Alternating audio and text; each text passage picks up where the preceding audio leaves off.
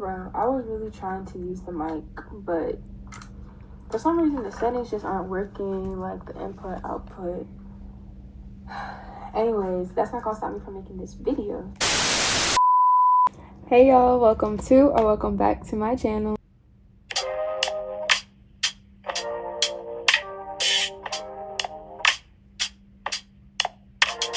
I'm just very excited for this. I've definitely been saying how I wanted to do more sit-down videos, especially I wanted to be more intentional about God in my videos. So that's what we're about to do here. So the topic is obedience. Gonna be a little chat about obedience. I won't take too much of your time.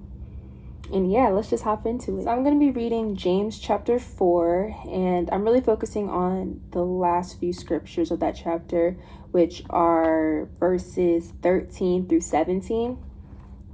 And I'm going to be reading out of the New Living Translation, NLT. But some context, James is really warning us about putting too much trust in ourselves, and also like to the point where we're not really dependent on God, where we don't really think we need God, as if I can do it another time. Like kind of when we give ourselves all these excuses for what God is telling us to do, but we think, I don't think I really have to do that. And that really, again, stems from pride. It stems from this sense of arrogance that you know more than the Father. Like, who are you? Anyways. But yeah, that's just some background about that. So I'm going to be reading verses 13 through 17. Verse 13, look here, you who say today or tomorrow we are going to a certain town and will stay there a year. We will do business there and make a profit. Verse 14, how do you know what your life will be like tomorrow? Your life is like the morning fog. It's here a little while, then it's gone. Verse 15, what you ought to say is, if the Lord wants us to, we will live and do this or that. Otherwise, you are boasting about your own pretentious plans, and all such boasting is evil. Verse 17, and this closes the chapter. Remember, it is sin to know what you ought to do and then not do it. So what James is basically saying is that because life is like a vapor, it's so unexpected, tomorrow is not promised. Why are we pushing off what the Lord is telling us to do? Like, who are we? And it's arrogant of us to assume that God owes us another chance, that God owes us the next day. Like, no, tomorrow is not promised. So do what you have to do today. And if the Lord is pressing something on your heart and your mind right now, and if he's telling you to go, if he's telling you to start this, if he's telling you to start the podcast, start this new page, start this new book, if he's telling you to leave something or someone, we need to get to a position where the moment he tells us we move quickly. And I really want to pull out verse 15 that says that James is really encouraging us and also challenging us to kind of shift our thinking. He says, what you ought to say is, if the Lord wants us to, we will live and do this or that. It's this type of obedience that I'm really seeking. And that's really what the Lord kind of pressed my heart for over a week as I was like thinking about this and meditating on this, and also like, man, I should do a video about this. So here we are with the video. And the note that I have is, if you say go, like you meaning the Lord. So like if the Lord told me to go, I'm gonna go. If he tells me to leave, I'm gonna leave. If he tells me to stay, I'm gonna stay. If he tells me to start, then I'm gonna start it. But I never want to get to a point where I'm constantly delaying my obedience. And delayed obedience is still disobedience. God is calling us to really be obedient. That is our only job. Our job is to be obedient. His job is the outcome. I know you want to try to control a situation, but it's out of your hands. You want to make sure you're in a place where it's God's hand and not your hand over something.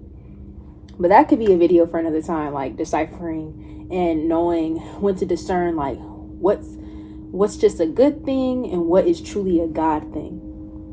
But yeah, that's really what I wanted to say on that. So I'm going to close this video by talking about Samuel, and I'll be reading out of 1 Samuel chapter 3, but I wanted to provide some context. So Samuel was a miracle child. You know, God is in the business of producing miracle babies. So his mother, Hannah, couldn't have children. So she was married to Elkanah, and for so long, she just couldn't have children.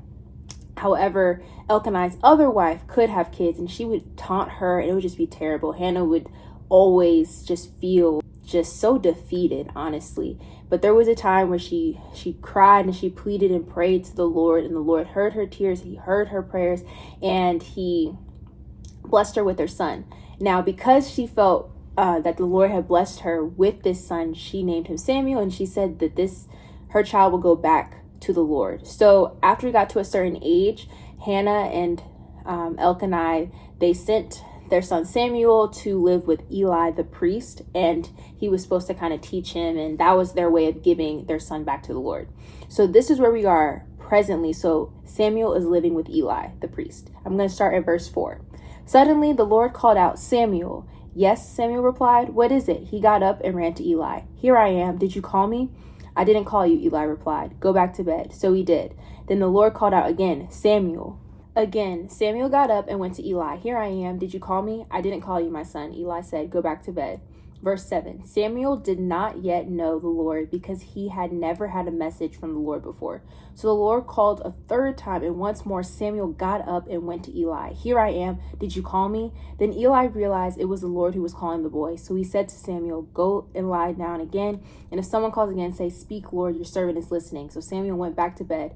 And the Lord came and called as before, "Samuel, Samuel." And Samuel replied, "Speak, your servant is listening." So verses 4 through 10, what I just read, the theme that I keep seeing is that every time Samuel was quick and eager to serve, he was so close to God that he heard him, and because of it, he didn't just sit idle. He actually ran up and got up, and he was like, "Wait, maybe Eli's calling me."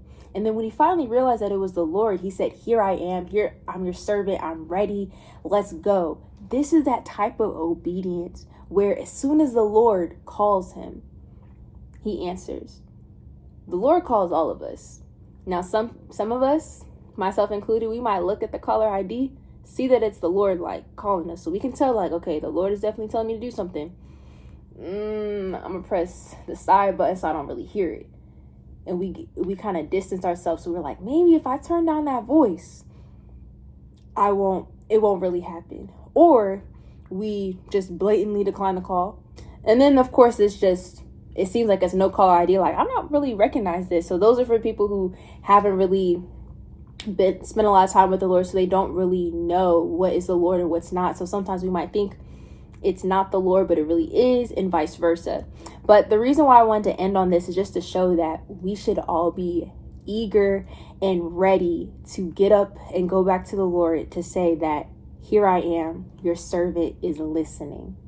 Anytime that the Lord is calling you, that's the type of response we should come back with. It's not a, "Lord, really? This is really inconveniencing me. This is just uncomfortable. This is just this. This is just that." Stop allowing your excuses to take root and control over you.